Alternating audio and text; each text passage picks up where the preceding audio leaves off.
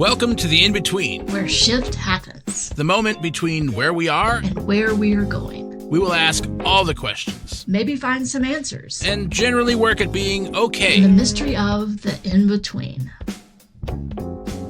And today's episode is all about debunking the myth of normal. We are talking about this idea that who we are shapes how we experience life.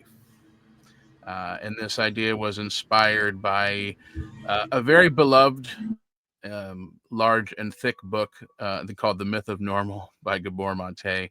Highly recommend it. It's worth the read. It's also available on audiobook. Definitely check it out. Yeah, good stuff. Yeah, it's probably one of the best books I've read in the last 5 years. Yeah, or more. Fantastic. But it's all about this idea that everything we think we know pretty much has been based on nonsense from long time ago, from very small sample sizes of irrelevant groups or we exclude a whole lot of groups of people. And in reality, maybe that's, how do we even come to the idea of normal when we're looking at the world and what is considered, quote, normal, very easily debunked that that's really just not even true. So I thought we would just kind of dive into this idea of if normal is not how we view the world, how are we viewing the world, and what shapes that, what creates that? And so this is maybe one of probably an infinite way of approaching this topic, but I thought one kind of important one is who we are does impact how we see and experience the world around us. But if you are new to this podcast, this is the in-between, and the way this works is we have roughly agreed on a topic, and then one of us comes with questions to ask the other, and they have not heard or seen the questions before, and so we get to be all up in the in-between, the squidgy middle, as we call it here. All up in your business. That's right. Cool. All right. So let's jump in here. So let's start off with kind of the obvious. How has who you are shaped how you view the world? It's interesting when you were talking about this earlier and just giving your preamble that you just gave.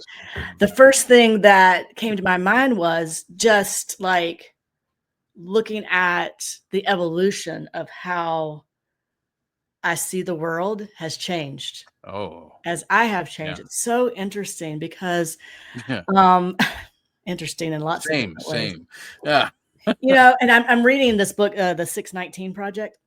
Oh. And so, it's really interesting. But without going into all the details of that, it really does challenge what we've been taught, specifically around, race and enslaved individuals and systems and frameworks in which our country was basically built on the backs of. Yeah. And I was in chapter 1, and I'm no one has ever told me this. This is completely shifted, in 10 pages already. Wow. How I see myself and the world and the systems and all that. So all that to say is that I think for me, when I've known better, I'm doing better. Yeah. And I think what's interesting, I think the shift has been that there's looking at the things that I've accepted as true or normal, like you say. Yeah. Right. And really exploring what's underneath those things I didn't question. Oh yeah, that's true. Well, no, it actually isn't. And so I think for me, that's what's been the most, seeing the most change in how I view the world, is allowing myself to be open to not having to know everything, allowing myself to be open to that I may actually be wrong, or I may be seeing something, I may have a blind spot around something, and that's okay. Yeah. I think sometimes I had to beginning to let go of a lot of defensiveness, because I think sometimes we don't want to be wrong. We don't want to admit that, oh, I'm looking at something in a way maybe I should shift. And sometimes for me, historically, this idea that I have to know everything and be everything and do it perfectly right has conditioned me to be very rigid Yeah. in how I see the world. And so when I had begun and not had perfected this, but challenging that and really opening myself up to be like, wow, got that one wrong. Then it really has just allowed me to view the world in such a different way from so many more perspectives, which actually allows me to be more engaged with the world around me, more engaged with the people around me, more willing to lean into conversations where we may have different perspectives or different views on a topic. Yeah. It's been really, really fun, I should say, but really expansive. It's like it feels like I can take a deeper breath, if that makes sense. Yeah. And it's also challenging. It's not easy, right? Yeah. But for me, that has been really transformative. I don't know if that answers the question, but it's probably somewhere. It's the answer I have, and so that's the answer you've got. So I guess it's gotta, yeah. Yeah. Well, it makes me realize just how comforting it can be to have the concept of normal. Like, there is normal. This is how it's supposed to be. This box. Yeah. Yeah. And not that it's always comfortable, but I think it can be comforting a lot of the time to be like, there is a normal. I may not be normal. Something to aspire to. Yeah. Yeah. It's like a path. Yeah. I can see there it is way out there, normal. I think it can also create a lot of discomfort and like disharmony, trying to force oneself down this path or into this box, or it's like kind of trying to cut pieces of yourself off so that you can be something else that we think, this is the way it's supposed to be. But also, how limiting. No, I know, right? But also to, that idea of the, your own kind of personal evolution. Like I totally get that, because I can remember numerous times having this like realization that the way I viewed something just seemed so, I hate to say normal again, but like that's the way it had always been in my mind. Like I don't remember ever learning this thing. This is just how it's been. This is what it is. And and having this like deep assumption that that's how it was for everybody.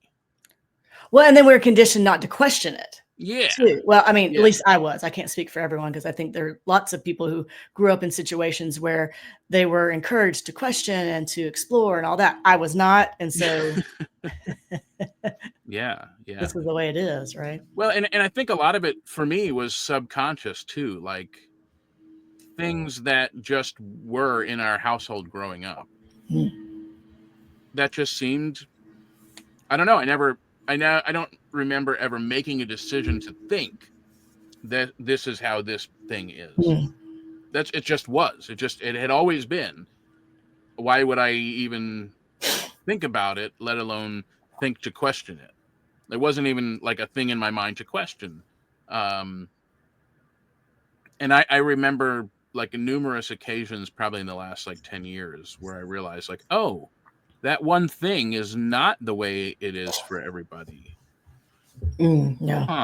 Weird, or I don't know. I mean, just things like not everybody has a natural disposition to self-reflect on things, or I don't know, like just like random things of like, not everyone is thinking through this thing the same way or whatever it is, but like,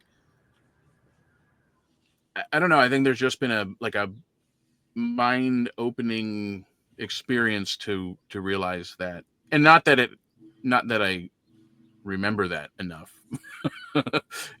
Like I think I could do better to remember that more often.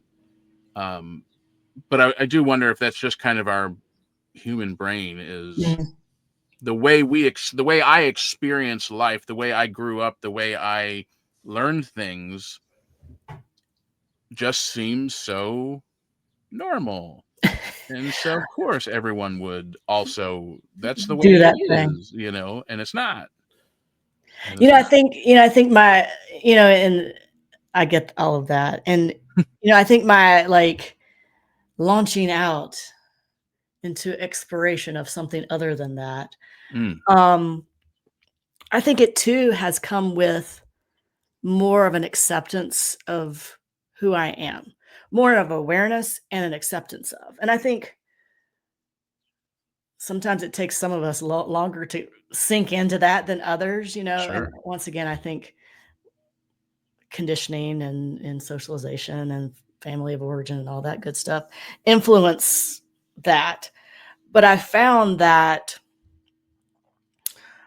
challenging this myth of normal, the more that I have come to the awareness that I am, I don't know, let's say neurospicy.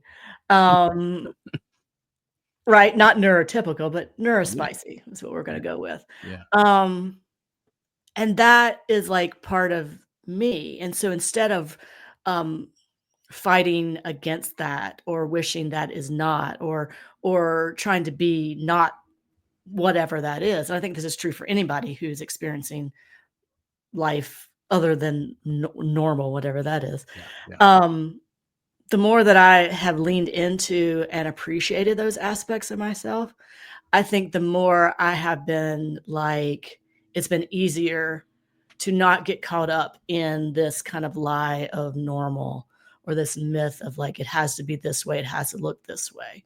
Yeah. Um, and I don't know, maybe that comes with age. I don't know. It probably does. But I think that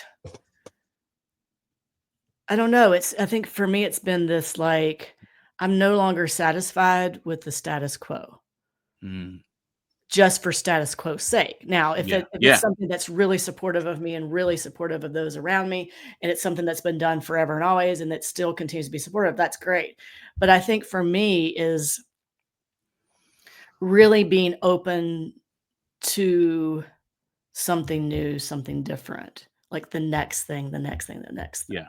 Yeah. And I think that, like you say, it's comfortable being in a box. It's comfortable knowing kind of your parameters, and then it's not, And then right? it's not. Yeah. And it's not. And so I think it is until it's not. And then when it's not, then it's stepping beyond that. And I think it is this incremental, I think life is incremental change.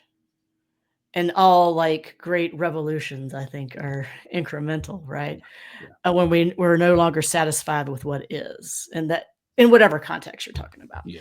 Um, yeah, I think it's just no longer like being satisfied or no longer being satisfied with what is Yeah. or arguing for my own limitations, all the things, right? Yeah. Which we Well, love to do. I love to do that. yeah. Yeah. Oh, yeah. Argue for why I shouldn't do something or Hmm. why something's too hard or too challenging. Yeah. Yeah. Yeah. And then I do it. And I'm like, oh, why didn't I do that earlier? It was Damn it. so easy to just, Jeez. yeah. Well, and I think, in some ways it helps that the status quo that has been the status quo for so many for so long just seems so out of reach for so many people now. I think it's always been out of reach for a lot of people, but I think we were so many of us bought into that lie of normalcy for so Yeah. long that it seemed like it was within reach. I think we're at the point where it just seems so silly to even like why would I How like limiting. there's no way that's possible. Yeah. No, thank you. And Yeah. then it's like, well, wait a minute. I don't even want those things. Right. Why was I trying to achieve all of that so hard for so long? That doesn't even make any sense. Well, yeah, and especially around, and just an example of exactly what you're saying around this idea of productivity is your worth. I mean, how Yeah. have we bought into that? And I look back over a No, yeah. professional career, and I'm like, holy Lord, I did so many things that were so harmful in the long run to my physical, mental, and Yeah. emotional Yeah. well-being Yeah. because I absorbed the normal idea that if you're productive, if you're successful, you do X, Y, and Z, and that's what it is. Yep. not even questioning it. Yeah. I mean, not even a question it. And I think now I'm like, I want my money back. That's Yeah. what I feel like, because I'm Yeah. like, wow, Yeah. what would have been my experience had I not bought into that? Yep. And like, you can only take that so far. I mean, and you have to let go of that. Yeah. But what I can do now is like reshape my relationship to that myth. And especially in my places of power and influence, then I can actually foster an environment, a work environment, a relationship environment that refutes that, right? And Yeah. so that Yeah. no, productivity is not your worth. You know, you're not working for some sort of purpose. You don't have to have a purpose, or Yeah. whatever that myth is too, that Yeah. your purpose in There life, you got to find it. there doesn't have to be any meaning. You, Yeah, I mean, in and out, we're breathing in and out, you boom, don't have to done, be called like, purpose. yeah. I mean, because then there's this whole like your job becomes your identity, and like without my job, who am I, or what Oh the my heck was I? God. Yeah. Yeah. I mean, I've had that. Like when I left my previous profession and stepped into what I'm doing now, it was like a whirlwind. Like, who am I? Who is my identity, my worth, my value was Yeah. always in that. I'm like, uh-oh. Yeah. Now Yeah. I actually have to explore, which I think is what kind of like created this like surge of exploring this, is Yeah. realizing, oh no, oops. Yeah. But wasn't it just so normal for so long, or considered normal? I don't know that it was necessarily the normal experience, but it was that concept of normal Yeah. that we should strive for, that you become an adult, you get a job, you stay in that job, you retire, but you spent 40, 50 years at Hating this. that job. Yeah, and wasted so much Yeah. life. Well, and I understand that's a privilege. That's also, I have a privilege in the fact that I can look at a situation, for example, a career situation, say no, and then move Right. into another one Yeah. that's supportive. And I Yeah. recognize that is very privileged, Yeah. and that is Yeah. not everyone's experience. Um, but yeah, it's like, wow, Yeah. Yeah. it's interesting. So it's really, talk about interesting. Um, I love how our conversations almost always, I swear everybody, we have not shared these questions with each other. So one of the questions I have is, how can wrestling with our own identity push us towards a more expansive experience of life? And like, clearly this is where the conversation is going anyway, but Yeah. I would love, like, what is your take on that? How has wrestling with your own identity pushed you towards a more expansive experience? Um, I think for me, it has, well, it's, explore my identity in lots of different ways. Yeah. I think that for me, it has made questioning normal, Mm. and made listening to the answers that come normal. And then it's made moving in a direction of those answers normal, right? So I think it's the curiosity. It has really made me explore curiosity just even larger, like Mm-hmm. asking the questions, Mm-hmm. like, and if I show up in a certain way or react in a certain way, oh, what's that about? Oh, it's about this experience. Oh, Yeah. okay. Now, how can we shift our relationship to that underlying experience? Oh, okay. Shift it this way. Oh, now I can experience, like, and so it just kind of shifts everything. So I think questioning, for me, it's like questioning, like, who I am. Am I who I am because someone told me I'm that? Yeah. Right. Right. And of course, yes, the answer Mm. was yes to that. Yeah. Um, and working with my therapist, everyone needs a therapist. It's always, it's super helpful. We talk about this a lot, about, purpose and identity and things like that. And she's always asking, do you do something because you're good at it or because you want to? And I'm like, oh no, I don't know. Like that has completely like shook me in lots of different ways. Like, have I explored, like, do I do things because I know I'm going to be good at it? Yeah. Do you not do things because you're not immediately good at it? Right. And so Yeah. it's like, so like the new homework is to pick up something, and maybe whoever's listening wants to kind of try this homework too. I haven't acted on it, but we can all work We'll together. check in next week. It's like if there's something, yeah, something that you really would love to explore doing, whatever it looks like, it could be anything. Yeah. And to try it, not knowing if you'll be good at it or not, and then continue to do it, even if you're not good at it, purely for the enjoyment of it, purely for the exploration of it, purely for whatever. Yeah. And so I've lived in this kind of limited thing that I'm not going to try anything unless I'm good at it. So that's why there's this illusion that I'm good at everything. Yeah. Yeah. Because I I've don't do only the other tried the things. things that I know that I'm good at. Yeah. And then that's not, I mean, isn't that interesting? But that's only like a little tiny thing. Mhm. But like in my experience, it looks like it's, oh, you're good at all these things. Well, yeah, because it's the only things I know I'm going to be good at. So that's why I do it. And I put my energy and focus. Yep. And so it's like challenging that dynamic too. Yep. So all of that is like terrifying and expansive, all in like the same breath. Yeah.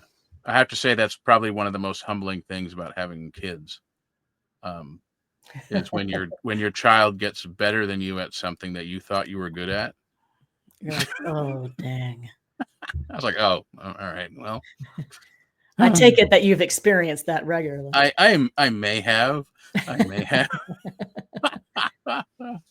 Yeah. Well, it's interesting too, because this idea that I have to be good at everything or I'm not going to do it or whatever, Yeah. it really also kind of makes me an annoying know-it-all, right? Because there's no room for me to say, wow, you're better at this than I am. I'm going to let you do that, or not let you, but I'm going to lean into your expertise in this thing. Yeah. For example, my spouse and I recently bought a new to us car. I am not a negotiator. That is not anything in my skill set. And somehow I thought it should be like, and I was having a really hard time of just letting my spouse, not letting, but being open to my spouse negotiating, because that is something that, one, she enjoys and she is skilled at it. Yeah. And it was really interesting. It challenged like every sort of dynamic that I could think of, my gender identity and expression and what it means to be in charge, like all the, those sorts of things, to then be like, and I just had to say, you know what? You're great at this. Have at it. And I will just be here, in the wings for support. Right. So that's really uncomfortable. Yeah. So I think for me, it's like putting myself in those situations, not having to know it all, not having to be good at everything. It really improves social interactions and relationships, because then we can show up in ways that, in our strengths and honor our strengths, honor our differences, honor the skill sets of others. It really allows us to work together beautifully, because we're all using different skills together towards one sort of like movement. It's really interesting. Yeah. Fascinating. So I think we're going to have to take the quick version on this one, but I don't want to leave this conversation without addressing this idea that I think if we take this idea of who we are is how we view the world, if we take it too far, then I think we get into this, like, we can make the world whatever we want. And so there is like there are things in the world that just are, regardless of how we view them. So I guess the question is, like, how do we distinguish our view of the world from how the world is? Can we? And I just want to bring that up because I think taking this idea we've been talking about, it can be helpful to kind of grapple with our identity and how our experience has shaped how we view things, and also realize, like, there are some things that just are. We can't like blinders our way Yeah. into things not existing that are existing, you know? Well, So how do we just, how do we distinguish that if that's possible? well, I think it comes from the realization, and this is gonna shake some folk. Shook me a bit too, is that how do I say this without people clutching their pearl? It's okay. You can clutch your However pearl. you want to see it, clutch Yeah, away. clutch your pearl, clutch away. I think Free clutch. it's this free clutch. It's this understanding that we think the way we see the world is the way it is. We're never seeing things exactly as they are. And so we're always seeing the world around us, relationships, situations, everything through our own perspective. Yeah. That does not mean that we can't expand, question, ask questions of others and lean into how they're seeing things. But I think it's this understanding that we're never seeing things as they really are. And I don't think we ever will, just because it's the limitations of experiencing the world in an incarnated body. Yeah, you are only ever this one. Right, until you're something else. Yeah. Depending on how you believe things progress. And so I think, but I don't think that that's an excuse to be like, well, I'm just seeing my own reality. Right. America. It's not that, it's not that, right? Yeah. It's not that, that's not an excuse either. It's a paradox, and it's a challenging paradox. And this is life. Yeah. This understanding that we can only see this much. Right. That's all we're capable of. But that doesn't mean that we can't begin to then change and look in this and see over here, and then see it over here, and see it from under here, and see it from all these different perspectives. And we do that in relationships. We do that in relationship to the experiences around us, to the systems around us, to the people around us, asking the questions. And here's the thing. And then believing people when they tell you the answer to the question. Yeah. Yeah. Instead of saying, oh, well, that's not how I see it. Okay. That's not what I did. You asked how I saw it, and this is how I'm seeing it. Yeah. Right. And so we not only do we need to ask the questions, lean into that, we need to believe the answers. Yeah. Like people who are marginalized and strategically unrepresented. When these individuals are telling us things about our systems and frameworks in which we operate and how it's impacting their lives, believe them. Yeah. Right. And just like we would want someone to believe us when we're trying to express how something is impacting us. And so I think that we may never see things as they are, but I think we have to, I don't know if that makes sense, but lean into those experiences and discern and understand that our perspective is not the only one. Yeah. And then believe people when they give the account of their perspective. Yeah. Yeah. It makes me realize how easy it is to become curious and question my way into a new box. Oh, yeah. We're great at that. Oh, I'm so good at questioning and I'm so curious. That's who I am. Plump. Yeah. Box. It's bottom box. Yeah. And then I made up my mind about who I am and how I question things and what I'm questioning, whatever. Yeah. But I think it's really important to recognize that the resistance to hearing other people tell their side of the story is because it questions my identity. And I just did that. Can I not again? Right. And I think that it's like we kind of keep doing this cycle of like looking for some sort of answer, finding some sort of box to check or some sort of normal because there's comfort in that. And then something else questions that. Yeah. And they're like, oh, damn, never do it again. Yeah. And then we have to take the time to look at, well, is that true? Am I who I think I am now? Because I'm not who I was 10 minutes ago. I'm not who I was yesterday or a week ago or 5 years ago or whenever. Welcome to life. Yeah. Yeah. But there is a part of that feels really tiring. Yeah. And so I guess let's leave it with this. It is not wrong to feel like resisting that rub when it comes up. Right. Oh, no. Yeah. But I think we have to do it anyway. Yep. Even though we want to resist it, I think we have to do it anyway. And that's where the patience and the grace and the empathy and for ourselves and everyone, right? For ourselves and everyone. Yeah. And that can be challenging. It can be challenging. Yeah. But worth it. Yes, absolutely. For sure. Well, thank you all for tuning in today. This has been all the things.